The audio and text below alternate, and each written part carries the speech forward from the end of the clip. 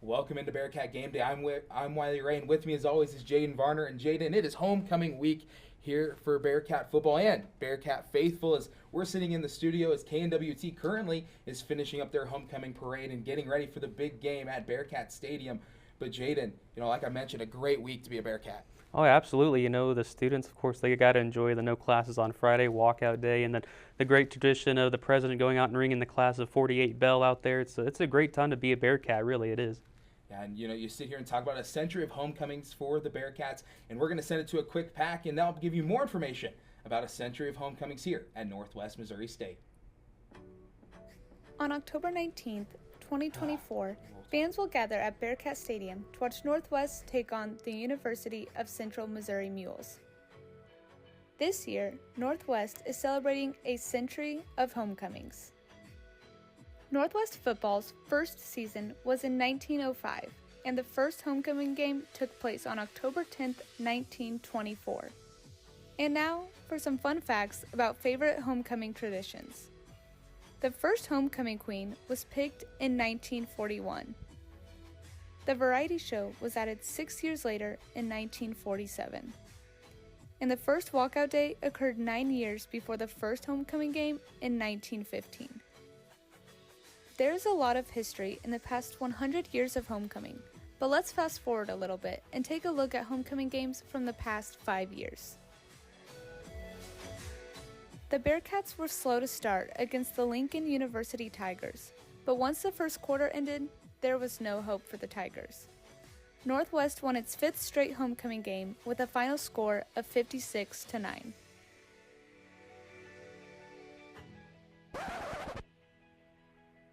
"2020 was a unique year for Northwest homecoming, due to the fact that because of COVID-19, there wasn't even a homecoming game for fans to attend.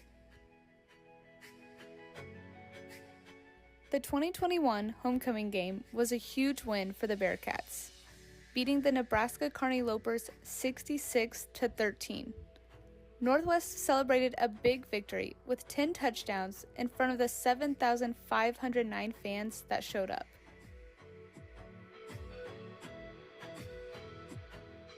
Northwest beating the Northeastern State Riverhawks 36-3 extended the NCAA Division II's longest home field winning streak to 17 games in a row.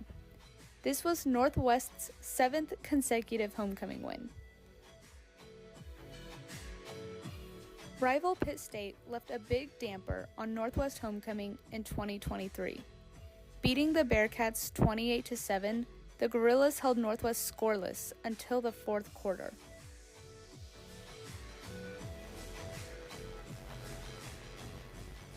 Northwest will face the Mules, who have a record of 3-2 so far this season, at 2 p.m. on Saturday.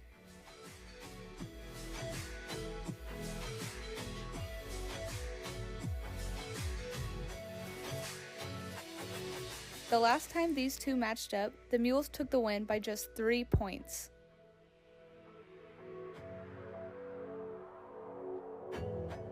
Can Northwest take the victory for their 100th homecoming game? I guess we'll have to wait and see. Now, Jaden, having a century of homecomings, that means a lot of things has happened between now and 1924. And, just as a Bearcat student, what's your favorite tradition here at Northwest? It would be cheesy to say just the classes, of course, but, going to the game, the atmosphere of homecoming it's a lot different than a lot of people probably would anticipate. Obviously, high school homecomings and stuff are one thing, but when you can get to a college that has a lot of history that this one does with homecoming and everything, I think it just you feel it as a student because it's everywhere all week long. The parade and everything shows it, and yeah, as a student, it's probably the best feeling here, other than probably family weekend when you get to have family back for the first time. But yeah, no, homecoming is easily the greatest thing about being here. Yeah, and you talked about family weekend, and family weekend, all your families here. It feels like another homecoming.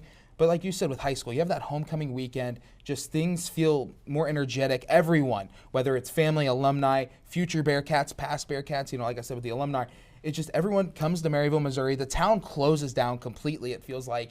And, we have that variety show on Thursday, and then we have walkout day on Friday. Everything is just pointing in the right direction for a great week at Northwest. And, one thing that really stuck out to me the most was, it's a century of homecomings, and that's, a lot of schools don't have a century yet. But for Northwest Missouri State to have a century of homecomings and then have their first walkout day 9 years before their traditional beginning of homecoming is really truly something that shows a tradition here in Northwest. Yeah, and the fact that we've been able to sustain a 100 years of doing this, and the fact that it seems to have just gotten bigger and better every single year is honestly a great thing. And when you look at what every year they add new stuff. They try to broaden the variety that they have, and it's something great. I mean, there's, like I said, not many places can say they got over 100 years of stuff going on, and it's great. It really is. And you look at even just the games and stuff. The fact that they had the walkout days 9 years later is kind of funny. I wonder who suggested that one. Who's like, maybe we should just not have classes. Let's do that. And but yeah, no, it's a great thing, and I love being a part of it. Like I said earlier, but yeah, 100 years. It's really crazy to think about that. Yeah, and you look at when they started homecoming in 1924. It really was just more of a day as like a teacher's in service. Hey, you guys get the day off. Teachers need a day to work, and so really, it just happened to be kind of a fluke deal to start everything. And just to look at that, as a high school student, we love those in-service days of teachers having to do their work. Teachers hate it. Oh, yeah. But, as a student in college, you sit there and go, a day off of classes, and then you got the big game on Saturday. It really helps out with the homecoming feel.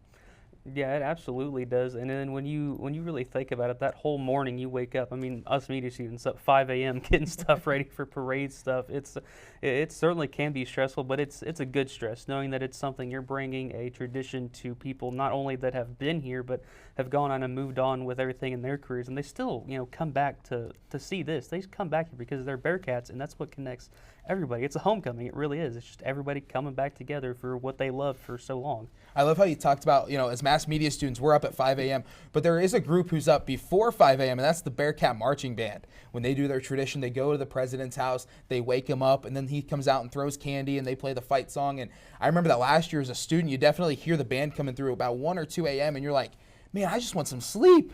And you guys are out here playing music, but it's a great tradition along with many other traditions here on campus. Yeah, the band tradition was one that I was kind of abruptly introduced to. I was, humbly asleep, and I had my window open, and I just hear this big old booming, this whole band come through, and I was like, wow, this is not what I was expecting at 2, 3 in the morning. But I mean, you kind of get used to it. It's something like, okay, this is cool, but yeah, maybe a couple extra hours of sleep before I get to hear a trombone in my ear would be fantastic. But yeah, it's still a good tradition.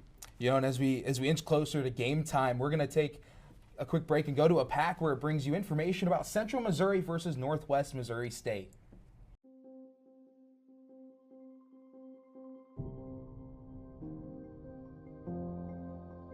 Today, we'll be looking back at the history of how the Northwest football team has played in homecoming games.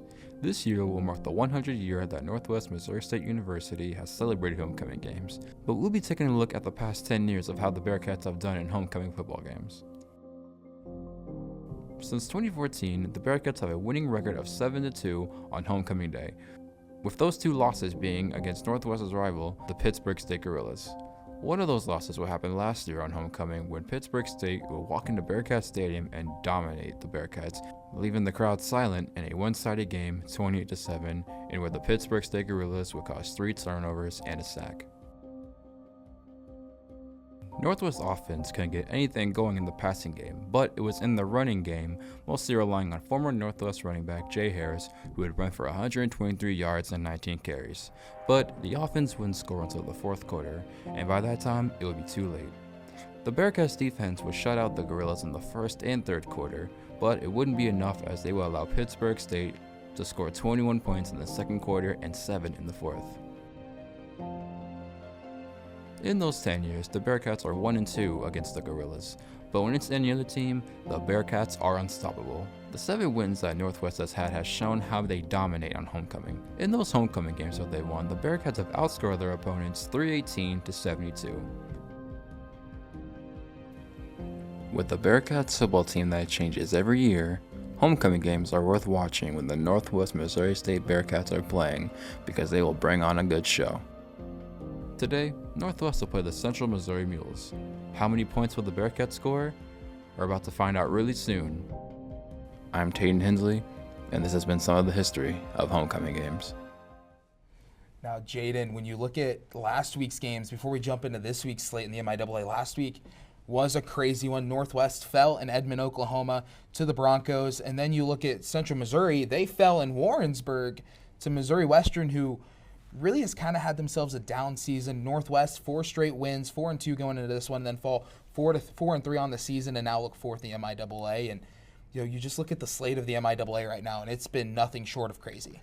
Yeah, and really even look at the Central Missouri game, and they've in the past they've been a pretty consistent team, but this year is it's really weird for them. They have lost a lot of close games, and especially you look at the Missouri Western game, and it was uncharacteristic for them. They had a nice lead early, and usually they get a lead, they're pretty staying pat on that, but then they lost it real quick, and then they just could not recover from Missouri Western, which even Missouri Western has been kind of a team that hardly hasn't found their footing hardly at all this season. So to see Central Missouri, waddle away that game was a little weird. Yeah, and you even look at the preseason rankings, and it had Central Missouri and Pitt State ruling the roost, and just Northwest and Central Oklahoma kind of sitting in that back burner. And now you look at this, Central Missouri comes in this one with a record of 3-3 after last week's loss, and Northwest 4-3. So right now, this really isn't a team that neither myself nor did the Bearcats think they'd be seeing Central Missouri sitting 3-3 at. Yeah, and there's a lot of expectations you have for certain teams, and certainly Central Missouri was one that, they really thought that this would be something they were going to have to really, really make sure that they were playing perfect. But Central Missouri's kind of not been playing perfect themselves. So, as Northwest, you're like, this could be a good get-back game. You lost to them last year, and of course the unfortunate loss to Central Oklahoma would probably be a good one to get back into that groove again. 4 straight wins, and then unfortunately lose that one. It's a little rough, but I think this one would be a good one in their minds to get back in the win column. Yeah, and you just kind of looking at the MIAA, we talked about how crazy it is. We talked about, the picture and the landscape of it right now. Which team really has kind of shocked you, and which team has kind of not shocked you as much?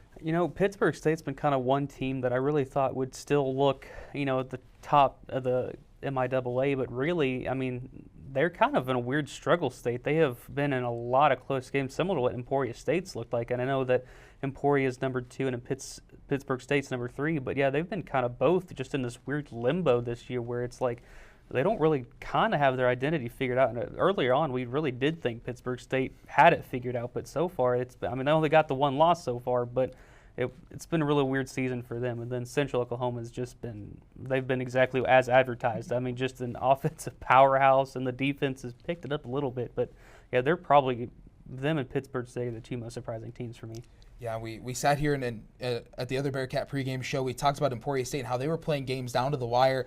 It seemed like at that time I believe they were winning games less than 5 points. And I remember us talking about, Emporia State's going to drop one here sooner or later, and they happened to fall to Northwest that week. But, you just look at how these teams have played in the top of it. I could tell you right now, I did not think Central Oklahoma was going to sit top of the conference. And, the way they played against Northwest, beating them by 28 points, and really I don't think a lot of fans expected it to be that wide of a loss. But, looking at the rankings here in the MIAA, it's really shocked me, to say the least. Yeah, and really, though, the Central Oklahoma, I feel like that one, a lot of fans really thought it'd be closer, but of course, having a former coach over there is a little some bad blood a little bit, kind of a rivalry that you really wouldn't expect that's kind of, flourished lately. But, yeah, the standings are just kind of weird this year, but I guess that's MIAA football for you. Yeah, and we'll talk more about that loss for the Bearcats, and really, turnovers and penalties were the 2 biggest plagues for the Bearcats. 6 penalties, 60 yards, and then Chris Ruhnke throwing 2 interceptions and then getting sacked twice. That really does not help an offense move the ball at all, especially with those penalties, especially coming late in those drives.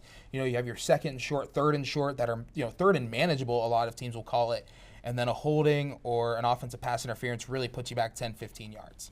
Yeah, and you've really seen that throughout the MIAA, more so than I feel like we've probably seen in the last couple of seasons. But I really think that if you're going to try to fix your season a little bit, you've really got to limit those as best as possible. Yeah, and, especially against a Central Oklahoma team, when you were down 21-7 at the half, that really doesn't help write you a story for success. And, Northwest has fallen themselves victim to being down in the half, and we saw it last year against Central Missouri, and this year it seems to be the same story. And so right now Northwest just really needs to start waking up in that first half. Yeah, they absolutely have to, and like you said, limit the penalties. I think if they can at least do that, they'll help themselves in the slightest. Yeah, you look at this slate and you look at this week's slate, and it'll be a great one. And we're going to take a quick break. We'll go to commercial, but when we come back, we'll talk about this week's slate and the homecoming game here in Maryville. Northwest Tower Yearbook has dedicated over a century to documenting life on campus and in the Maryville community. The award-winning organization has numerous Pacemaker Awards and a spot in the Associated Collegiate Press Hall of Fame. Learn more about Tower at the handles below. I fight for a new life. I fight for redemption. We fight to survive. I fight because I have to.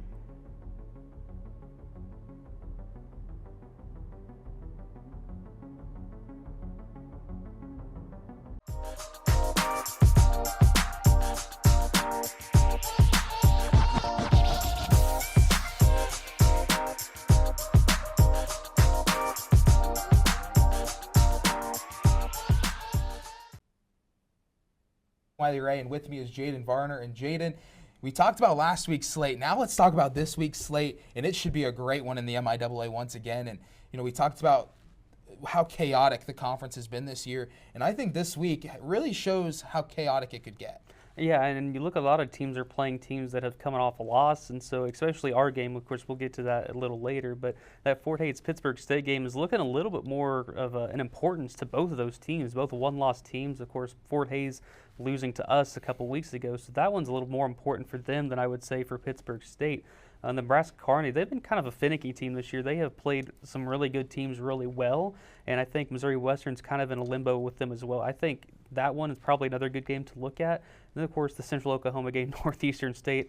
I don't want to be too rude, but I do think that one might be a little worse off than we might think it is. But Missouri Southern and Washburn, both teams have been probably the same story for them, just have not played well at all. And I think this is a time for at least one of them to figure out an identity for something, because they have not been able to do that at all this season. Yeah, you look at this slate, that Missouri Southern Washburn 1 o'clock. That game, as you said, both teams trying to still find that stride, trying to get themselves on the right path as they progress through this season. Central Oklahoma, Northeastern State in the big tally, Tahlequah, Oklahoma, and not a big drive for either team nonetheless where they go. But man, this one, Central Oklahoma, just the way they've proven themselves to be playing this year, the way their offense just has been able to just outperform themselves week in, week out. This one really is going to be a hard game for the Riverhawks. And the game of the week for me, Fort Hays State and Pitt State. Not trying to shine over Nebraska Kearney and Missouri Western. Both teams still trying to find that stride, but Fort Hays State, this is a do-or-die situation. And Pitt State, you're in Pittsburgh, Kansas, really trying to make things happen. You guys were picked as your top conference favorites, and so Fort Hays State really trying to make some noise and find themselves back in the Division II top 25. Yeah, and really, though, you see kind of that game, and Fort Hays they've kind of been in like a weird cold turkey sometimes, and then Pittsburgh State they've played well, but it's kind of one of the things that they've just tripped over themselves a little bit. I do think that Pittsburgh is a good team, and they know that they can be a good team and top of the MIAA, but I think this is the week for them to prove that, and if they are going to, they have to, I don't want to say blow out Fort Hays, but if you're going to really show that you are that number one team, that's probably what you're going to have to do here if you're Pittsburgh State. If you're Fort Hays, you're trying to do the same thing. You're trying to make sure you blow out Pittsburgh State. You're just like, hey, no, we're a good team here. That one loss was a fluke. So if you're them, that's what you're trying to prove as well. Yeah, when you look at that game, and as you said, both teams have to blow out the other team and really just make it a battle of which team is better. Both teams come into it strong. Both teams come into it powerful. But at the end of the day, I think Pitt State gets it done. It's in Pittsburgh, Kansas. They just have, they have that feel about them that's just like this team, despite being where they're at in the conference, I think at the end of the year they're going to find themselves in that top half of the conference. Yeah, I do. I do think Pittsburgh State probably wins this game, although unfortunately I do think it'll probably be a little lower scoring game. I'll probably say it's about 28-21, real close. It'll come down to a late fourth quarter drive, as most of these MIAA games seem to do. But yeah, I do think Pittsburgh State wins that one. Yeah, this one, a one-score game or a big stop on defense to end the game is really, I think, how this one will play out. And our next one, Nebraska Kearney and Missouri Western. We talked about both teams trying to find that stride, trying to find their way through this conference. Missouri Western gets a win last week against Central Missouri, which was a big win if you're the Griffins in Warrensburg to mention. That's a win that the Griffins needed to put themselves right back on track here this season. Yeah, and Missouri Western has played some really good teams really well and played some really bad teams really bad. And it's in a weird way that they've kind of stooped to the competition of their teams, which if you're going to be a good team, it's going to be a little hard to do that. So I think if you're them this week, you're going to have to play a hard Nebraska Kearney team that's been, kind of dangerous in their own right. So yeah, if you're them, you kind of want to make sure that you play up a little more than you have been. Yeah, and Nebraska Kearney's been one of them teams. They sneaked by a win against Northwest in Kearney, and that one really looked like it was all Bearcats. They led to start the game, which was something the Bearcats haven't done since. They really haven't led a game after the first quarter, and Nebraska Kearney was able to bounce back and get the win. And in this one in St. Joe, it's going to be a dogfight for a 2:00 slate. Yeah, absolutely. I do think, in a weird way, Nebraska Kearney wins this one. Again, it's going to be a lot of these games I might have a lot of low scoring, but this one probably a 17-10 one.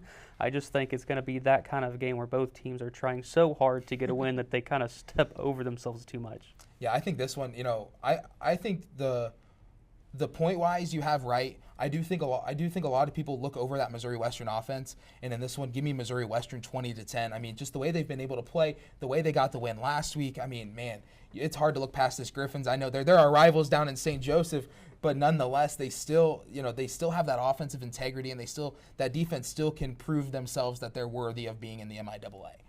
Now we move on to our next slate. It'll be Central Oklahoma and Northeastern State. Central Oklahoma got the big win against Northwest at home, and really, who do you have in this one? Honestly, Central Oklahoma is probably the better team here, and I'm going to take them in a blowout, probably 40 plus to about 7. Give me Central Oklahoma in this one easily. And the last one here, Missouri Southern and Washburn. this one's going to be another good game. Yeah, I think that one is, they're two teams that have not played well this season. They're both going to be fighting about as hard as they can to show that they're not the worst team. But yeah, I'm gonna take Washburn in this one, in a wild one, and I'll probably say 28-21. I got Washburn in this one, and when we come back from this quick pack, we'll be bringing you some game stats and highlights for Central Missouri at Northwest Missouri State. With homecoming right around the corner, October 19th's main event will be the Northwest Missouri State football team taking on the Central Missouri Mules. Northwest has a history against the Mules, as the football team had a 10-year streak against Central Missouri until last year with a 38-41 loss. But the Bearcats have had a chance to take the revenge game and possibly look to start a new streak against Central Missouri. But for that, we need to understand what makes these teams so deadly. So, let's look at the facts. The Bearcats are sitting ahead 1 win with a record of 4-2 versus the Mules 3-2, where the 4 out of 5 games the Mules score more than 30 points. Half of the games that Bearcats play, they score over 30 points. The defensive end is where tides shift, as 2/3 of the Bearcats games they hold their opponents to below 30 points. The Mules have 1 game out of 5 where their opponents didn't score less than 30. This matchup looks to be the classic example of the unstoppable force versus the immovable object.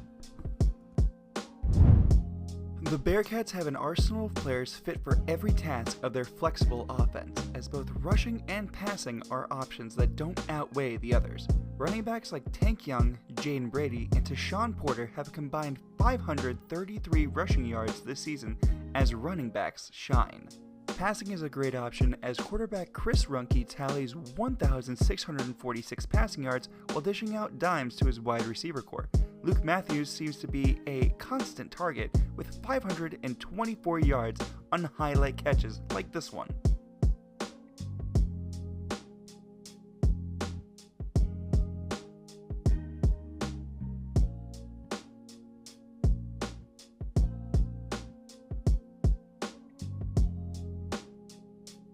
Defense is just as necessary, as they are the X factor for the Bearcat football team. Shane Fredrickson, Jake Fisher, and Trayon Jones are all hounds on the defensive end and giving you an outstanding mix of sacks, pass breakups, and interceptions. Nothing seems to have a head of steam quite like the Mules offense. Led by Zach Zabrowski, the Mules stand by and wait on whoever he will target with his already high 2,281 passing yards. His favorite target seems to be wide receiver Zach Patterson, who has 552 receiving yards, rivaling Matthews' 524. Their go-to running back is LaAngelo Bell with 161 rushing yards. This emphasizes the offense-heavy strategy of the Mules of outrunning and outscoring their opponents. Homecoming is on its way, folks, and you need to be ready for it. Will the Bearcats take revenge on last season's loss, or will the Mules take 2 in a row? You can find out Saturday at 2 p.m. when the Bearcats host the Mules at Bearcat Stadium. Jaden, this one is a big matchup. This will be the 28th meeting between these two squads, and Northwest fell last year in Warrensburg 41-38. They were down 24-7 at the half and were able to fight themselves back into the game. And, this one's going to be a great one in Maryville. Yeah, I do think so. I think that, the Mules and Bearcats, they play each other a little bit rougher than most teams, I think. And, it looks like every time they play, it's always a close one. And, especially last year, where I think they've got to get ahead this time and make sure that they're playing with a lead instead of having to come back. I think that's what got them last year. Is they were trying so hard, and we've seen them do that even this season, get down and then try so hard to get it back up, but then they just make one fatal mistake. And I think that this year you're really got to make sure you get at least a touchdown lead or at least a field goal or something to get ahead, because it's going to be one of those games where you're going to try to get a lead as quick as possible, and I think the Bearcats need to do that. Yeah, I think you take records out of the equation when these two teams play, no matter the year, no matter how good each team are, to say that. This game really does. This game, to me, lines up with Northwest, Mo-West, if not takes the cake as of late. And, Northwest really needs to start early. And that has been the thing all season for them, is those losses come down to when they're down at the half, when they're down at the quarter. The only time, really, when they were down at the half and won was against Emporia State. And, starting early is the biggest thing for this Northwest team. Yeah, and we've seen it, like you said, countless times this season where they've gone down and just can't quite dig themselves back up kind of thing. And, yeah, if you're them, this is a Mules team that has, like you said, become more of a rivalry than even the Missouri Western. And if you're Northwest, you've really got to make sure that that first drive has to be beautifully orchestrated. This is a big day that you have to make sure you get a win. You have to make sure your offense is rolling, because as of late, Tank Young has become the RB1, and it's been evident they've used him a lot more. So I think if you're Northwest, use him as much as possible, because Central Missouri does tend to struggle with those harder running backs like Tank Young is. Yeah, and you look at points per game, and Northwest leads their opponents 30 points to giving up 24 points a game. But offensively, they also go 212 yards to 168. So really, on paper, this looks like a win for the Bearcats offensively and defensively. But really, it just comes down to real time. You can sit there and you can simulate 100 different games. You'll get 100 different results. But at the end of the day, these two teams playing today, it's really going to be a barn burner here in Maryville. Yeah, it really will. And I do think that you have to not only get Tank Young in there, you have to get Luke Matthews somewhere downfield. Last week was the first time in a while he'd been under at least 90 yards. And so for Northwest, get him somewhere, get him open. We've seen nothing but good things happen when Luke Matthews is somewhere down 40 yards downfield. And I think that's a big one. You have to make sure you get him up and moving, because he's kind of a big part of this offense that a lot of people don't really even realize. I know it seems like every week we're like, Luke Matthews, he's that guy. And so, yeah, you got to get him somewhere, do something, even if just those short intermediate ones that he likes to do, just get him going. Yeah, and you look at Chris Ruhnke, has started all 7 games, 247 attempts, completed 160 passes, 13 interceptions, 12 touchdowns. Kind of splits 50-50 on that one, but really just almost 2,000 yards on the season. And so, the Bearcats really going with the air raid when the ground game isn't working. And, the best saying to that is if you have to extend the rush game in order to throw the ball, and you have to extend the passing game in order to run. And that's really how this Northwest team has been going in those 4 wins, is that they've opened up both types of games by utilizing the other on offense. Yeah, and even if you go back to our first pregame show, I think we mentioned that they had to figure out a way to incorporate both running and passing into about that formation where it works, where you're having both. Those screenplays, especially against Fort Hays, worked really great. So you've got to get back into that rhythm again to do that, and I think if they do that, good things will happen. Yeah, and you look at the Bearcats on defense, they've really got to maintain that Central Missouri offense. Central Missouri looking to score, and Northwest needs to make those big stops. And that was one thing that kind of halted them last week against Central Oklahoma, was not being able to get those big stops. Yeah, they absolutely need to do that this weekend. And, yeah, I think if they can just play and get out of their own way, they're going to do it. Alrighty, Jaden. I got the Bearcats in this one, 34-31. Yeah, I'm going to take the Bearcats in this one. I'm probably not going to go as high. I'm going to say it's probably going to be about a 21-17 one. I think it's going to be close, but yeah, I got the Bearcats in this one. It'll be a great one here at Bearcat Stadium in Maryville, Missouri. That'll do it for the Bearcat pregame show. I'm Wiley Ray, and with me as always is Jaden Varner. You can find the broadcast on KZLX 106.7 or the live stream on the MIAA network. We'll see you next time.